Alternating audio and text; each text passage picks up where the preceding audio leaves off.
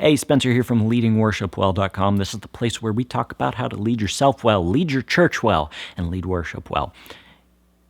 Back with another quick tip for you this week, something that you can implement in your worship ministry this week. Not just information, but application and action. And the tip for this week, the challenge for you this week, is to ask your worship team this question: how can I serve you better? What can I do to serve you better? What can I do to make your job easier as a worship team volunteer? Can you ask your team that question at your rehearsal or on Sunday morning? Just take 5 minutes to ask them that. And that's going to do one of two things. First of all, regardless of the answers that you get, it's going to simply show your team that you care. I think it's easy to think as a worship team member, like the worship team leader is just quote unquote using me to accomplish their goal. Like they just need me here to play bass. They just need me here to play guitar. But when we ask that question, what can I do to serve you better? We're saying, I care about you beyond the musical aspect of leading worship. I want you to be prepared to lead worship, and I want to make your job easier. So it's going to communicate to your team member that you value them. And that in and of itself is important. So we want to do that. We want to value our worship team members. The second thing it's going to do is you might get some good answers in return, right? Somebody might say to you, I need the songs earlier.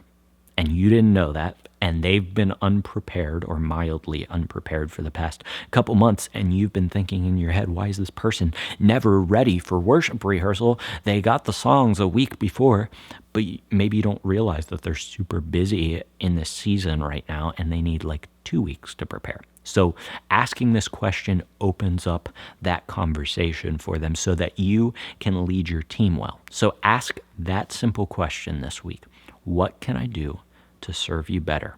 And then sit back and listen. And don't defend. I think there's a temptation to defend here where somebody says, I need the songs a little bit earlier. And we're like, well, you get them a week before, right? I know that's kind of how I do it in my head because I'm cynical sometimes. And maybe I only need a week to prepare for worship, but maybe somebody is newer to their instrument and they need 2 or 3 weeks, right? We'll never know if we don't ask the question. So this rehearsal this week or this Sunday morning, whenever you have time, just take 5-10 minutes to ask your team the question, what can I do to serve you better? And it will greatly improve the way that you lead your team.